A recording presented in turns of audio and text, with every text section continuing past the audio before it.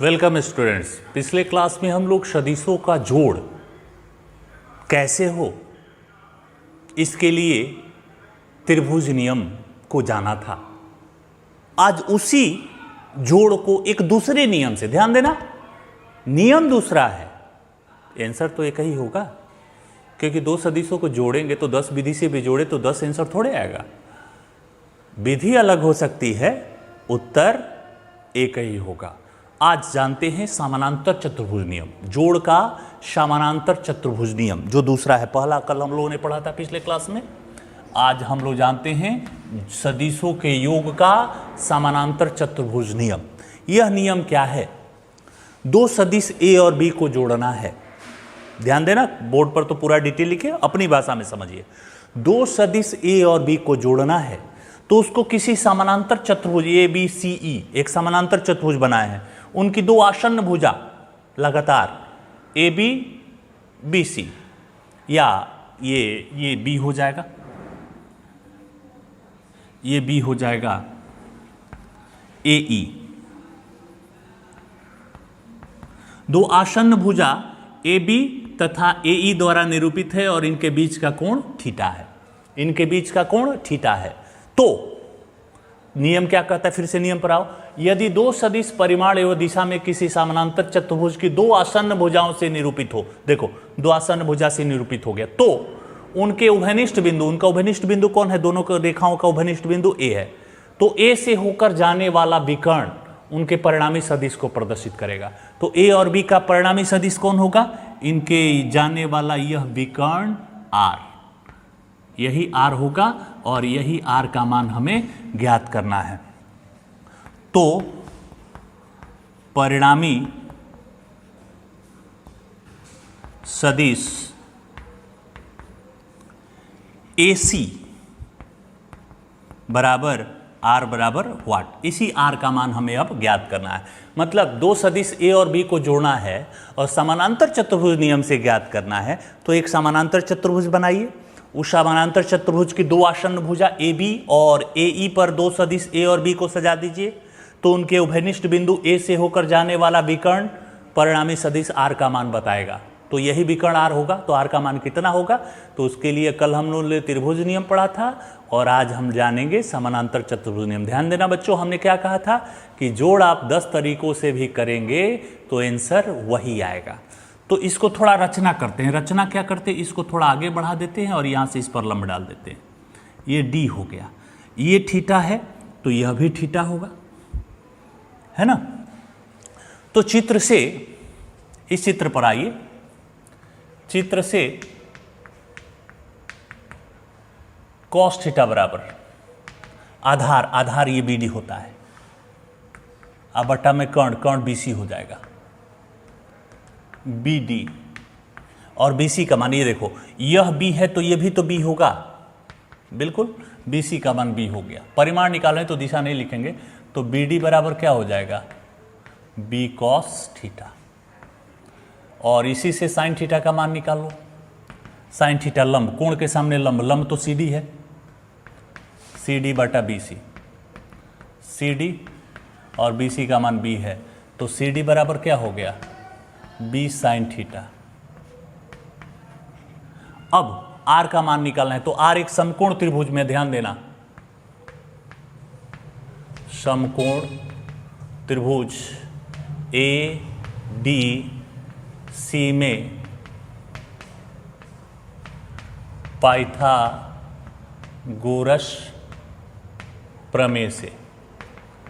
ध्यान देना बच्चों, अब इस त्रिभुज में आ जाते हैं तो ये तो पहला वाला त्रिभुज नियम ही है। ध्यान से चित्र भी देख लो, इधर वाला मिटा दो, ऊपर वाला मिटा दो, तो ये त्रिभुज वाला है। तो हल करेंगे तो अलग थोड़े आएगा, हल करेंगे तो अलग नहीं आना है। तो चलो, कर्ण ए सी स्क्वायर बराबर A D square plus C D square. A D को हम लोग क्या लिखेंगे? A B plus C D, A B plus B D plus C D square. A C R है, आर स्क्वायर बराबर ए बी का मान ए है प्लस बी डी का मान बी कॉस थीटा है, बी कॉस थीटा अब प्लस सी डी का मान बी साइन थीटा है, बी साइन थीटा का होल स्क्वायर। त्रिभुज नियम में तो यही आया था, इसको हल तो किए थे हम लोग, है ना। तो फिर से वही पूरा जितना त्रिभुज नियम में लिखे थे फिर से एक बार लिखना पड़ेगा। तो चलिए लिखते हैं, आर स्क्वायर बराबर A square plus B square cos square theta plus 2ab cos theta plus B square sine square theta. R square बराबर ए स्क्वायर प्लस, इन दोनों से बी स्क्वायर कॉमन कर लो तो क्या बचा, cos square theta plus sine square theta अब plus 2ab cos theta. R square बराबर A square plus B square sine square plus cos square 1 plus 2ab cos theta. तो R बराबर क्या हो जाएगा बच्चा लोग, स्क्वायर हटा देंगे तो इधर root A square plus B square plus 2ab cos theta. यह क्या हो गया, यह परिणामी सदिश का अभिष्ट व्यंजक है। मतलब इसकी सहायता से आप दो सदिशों का परिणामी जोड़ कुल, अब थीटा दिया रहेगा क्वेश्चन में कि दो सदिश के बीच का कोण थीटा उनके बीच की दिशा यानी कोण को बताएगा, तो थीटा दिया रहे तो आसानी से निकाल सकते हैं। तो इसमें भी वहाँ हम लोग ने केस 1 केस 2 केस 3, जब एक ही दिशा में हो, जब परस्पर विपरीत हो, जब लंबवत हो, ये 3 तो कम से कम ज्ञात करने पड़ेंगे। तो यहाँ भी ज्ञात करेंगे, ये नोट करते चलिएगा, इसकी थ्योरी नोट करना है हमें। केस 1, जब दोनों सदिश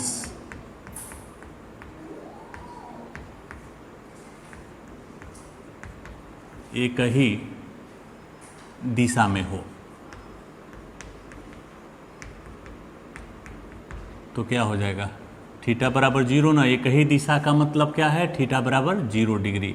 तो आर बराबर क्या हो जाएगा, root over A square plus B square plus 2ab cos 0, cos 0 का मान 1, A square plus B square plus 2ab, R बराबर root over A plus B का होल स्क्वायर, आर बराबर ए प्लस बी।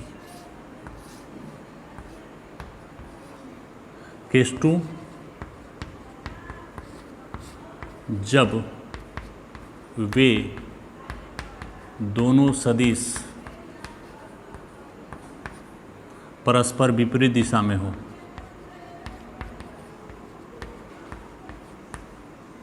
परस्पर विपरीत दिशा में हो, तो विपरीत दिशा किसको कहते हैं, 180 डिग्री। जब दो सदिश एक दूसरे के विपरीत होंगे तो उनके बीच का कोण 180 डिग्री।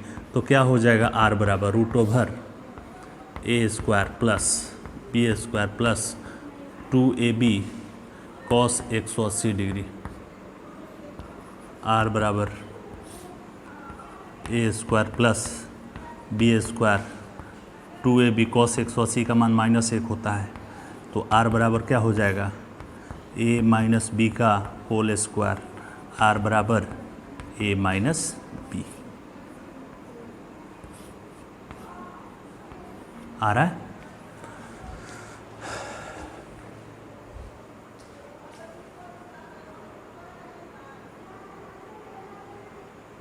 ठीक है। ए माइनस बी, केस 3 में आ जाते हैं। केस 3, जब वे दोनों परस्पर लंबवत हो, इधर मिटा देते हैं, इसका कोई काम नहीं है। परस्पर लंबवत हो, तो लंबवत हो तो थीटा बराबर 90 डिग्री हो जाएगा। तो आर बराबर A square plus B square plus 2ab cos 90, cos 90 का मान 0 ना, A square plus B square plus cos 90 0, तो r बराबर root over A square plus B square. समीकरण 6। अब परिणामी सदिश की दिशा, परिणामी सदिश की दिशा, वो चित्र फिर से एक बार बनाना पड़ेगा हमें।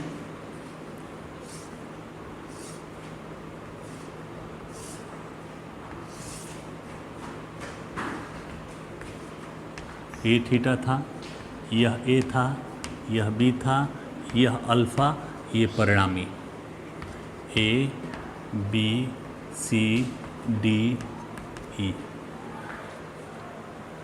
माना परिणामी सदिश आर वेक्टर ए के साथ अल्फा कोण बनाता है, तो क्या हो जाएगा चित्र से, tan अल्फा बराबर लंब सी डी बटा में आधार A D, C D A D को A B plus B D लिखेंगे, तो tan अल्फा बराबर बी सी डी का मान आता है बी साइन थीटा। समीकरण 1 में था ए प्लस बी कॉस थीटा।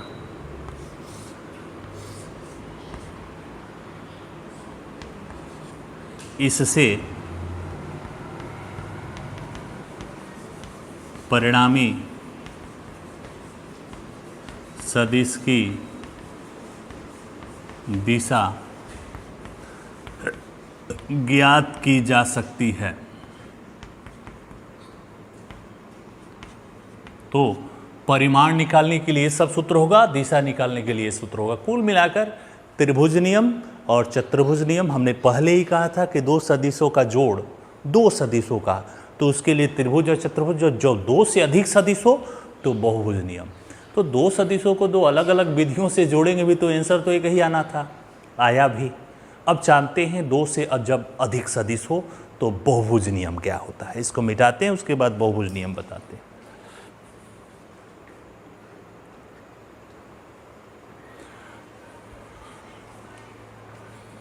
तो बच्चों अब बहुभुज नियम किसके लिए होता है आपको पहले ही हम समझा चुके हैं कि जब दो सदिशों को जोड़ना हो तो आप त्रिभुज नियम या समानांतर चतुर्भुज नियम का इस्तेमाल करेंगे। जब आपके पास दो से अधिक सदिश हो, 3 4 5 8 10 20 50 कुछ भी, तो उसके लिए आप बहुभुज नियम का इस्तेमाल करेंगे। चलिए ये नियम क्या है उसकी व्याख्या समझते हैं। पहले नियम को लिखते हैं। यदि दो या दो से अधिक सदिश परिमाण एवं दिशा में किसी बहुभुज की क्रमागत भुजाओं को निरूपित करे तो बहुभुज की अंतिम भुजा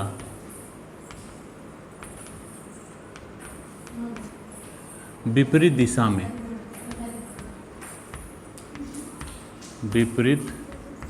दिशा में परिणामी सदिश को प्रदर्शित करती है।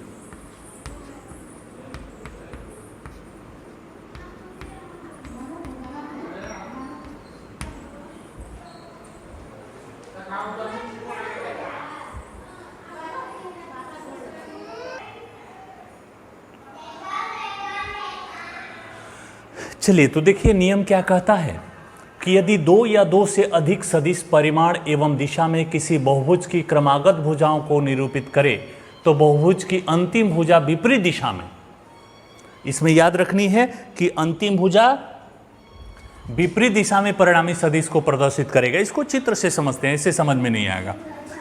तो यहां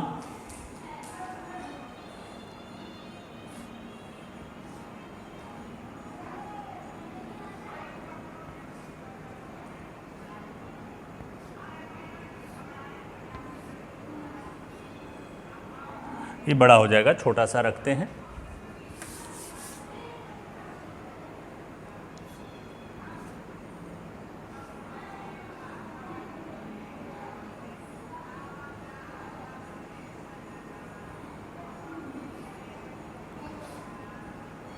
ए बी सी डी ई पंचभुज है, तो क्रमागत भुजाओं के रूप में सजाओ। इन पर एक सदिश ए रख देते हैं, इन पर एक सदिश बी रख देते हैं, इन पर एक सदिश सी रख देते हैं, इन पर एक सदिश डी रखते हैं। तो ये अंतिम भुजा परिणामी सदिश को प्रदर्शित करेगा आर, विपरीत दिशा में। ये देखो ऐसे, तो यहाँ लिख देते हैं, माना 4 सदिश है ना, 4 सदिश ए बी सी डी किसी पंचभुज की भुजा A B C C D तथा डी ई द्वारा प्रदर्शित हैं तो परिणामी सदिश कौन होगा? विपरीत दिशा में अंतिम भुजा ये हमारा ई ए है, लेकिन विपरीत दिशा में जाएगा तो ए ई बराबर आर, और इसी आर का मान हमें ज्ञात करना है कि 4 सदिश ए बी सी डी का जोड़ परिमाण कितना हो। अब देखो कैसे ज्ञात करेंगे। हमने बताया था कि जोड़ हमेशा दो सदिशों का, दो राशियों का ही, दो संख्याओं का ही जोड़ होता है। 4 संख्या एक साथ थोड़े जोड़ी जाती है। हम मन में भी 4 संख्याओं को जोड़ते हैं तो पहले 2, फिर उसके साथ तीसरा, उसके साथ चौथा। तो पहले ए और बी का जोड़ ज्ञात करो। तो ए और बी का जोड़ ज्ञात करने के लिए देखो इसको हम ऐसे मिला देते हैं। तो ये त्रिभुज ए बी सी, त्रिभुज ए बी सी में त्रिभुज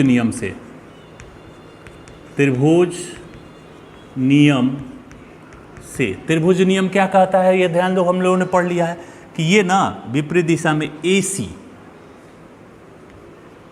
सी बराबर A B plus B C, A B plus B C. A B का मान ए है और बी सी का मान बी है। ये हो गया। अब ध्यान दो, अब इसको यहां से ऐसे मिला देते हैं। ये तो एक त्रिभुज ए सी डी, त्रिभुज ए सी डी में त्रिभुज नियम से, त्रिभुज नियम क्या है, ध्यान से देखो। ए सी डी, देखो ये क्रमागत है तो ये विपरीत दिशा में ना हो जाएगा, ये ऐसे हो जाएगा। ए डी बराबर, तो ए से डी तक जाना हो तो ए से सी, सी से डी, ए से सी और फिर सी से डी। तो ए डी बराबर ए सी का मान देखो समीकरण 1 से कितना है, ए प्लस बी आया है। अब प्लस सी डी का मान सी है। ये हो गया। अब यहां एक त्रिभुज है, त्रिभुज ए डी ई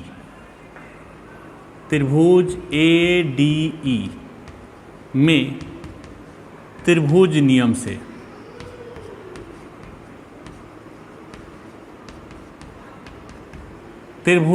से, चलो ध्यान से देखो। ए डी ई ये न विपरीत दिशा है, तो AE बराबर A से E तक जाना हो तो A से D, D से E, A से D और फिर D से E,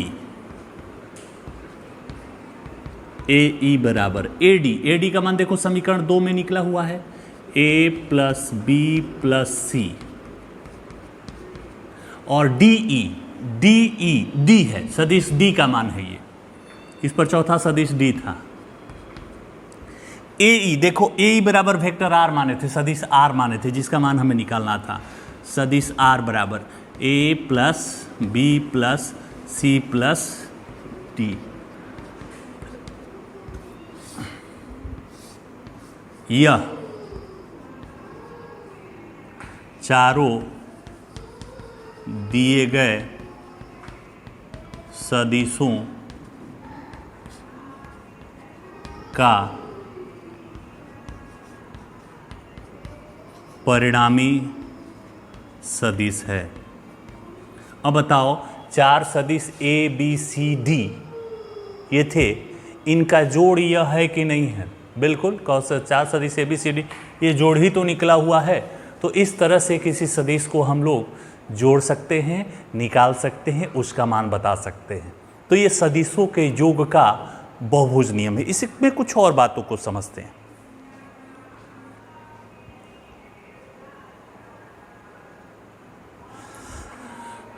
देखो, समझने वाली बात यह है कि जब भी आप सदिशों का जोड़ करें, परिणामी सदिश यही आ रहा है, त्रिभुज नियम हो चाहे चतुर्भुज नियम हो या बहुभुज नियम हो, परिणामी सदिश R का परिमाण निकालने का सूत्र है, दिशा निकालने का सूत्र है। तो इन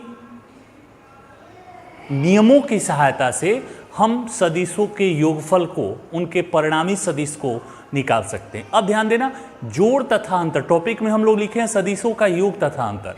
तो बच्चा लोग, अंतर के लिए अलग से कोई टॉपिक नहीं होता। इसी दौरान हमें सदिशों का अंतर भी मिला था। तो सदिशों का अंतर कब करेंगे, ये ध्यान देने योग्य बात है। तो सदिशों का अंतर कब होगा? थ्योरी याद है ना? जब दो सदिश परस्पर विपरीत दिशा में हो, परस्पर विपरीत, एक पूरब जा रहा हो दूसरा पश्चिम जा रहा हो, तो उनका परिणामी ही योग का अंतर हो जाएगा। जब दो सदिश परस्पर विपरीत दिशा में होते हैं तो परिणामी सदिश R बराबर A माइनस B होता है। यही परिणामी सदिश उन सदिशों के अंतर कहलाता है। तो अंतर के लिए अलग से कोई नियम नहीं पढ़ेंगे। तो इस टॉपिक के अंतर्गत हम लोग सदिशों का जोड़ और घटाव दोनों निकालना सीख लिया। अब सदिशों का वियोजन जानेंगे। अब उसको इस टॉपिक में शामिल करेंगे तो ये वीडियो 1 घंटा से बड़ा हो जाएगा, तो उसको अलग रखें। तो इस टॉपिक में हम लोग सदिशों का जोड़ और घटाव करना हमने सीख लिया। अब सदिशों का वियोजन अगले क्लास में जानेंगे। धन्यवाद।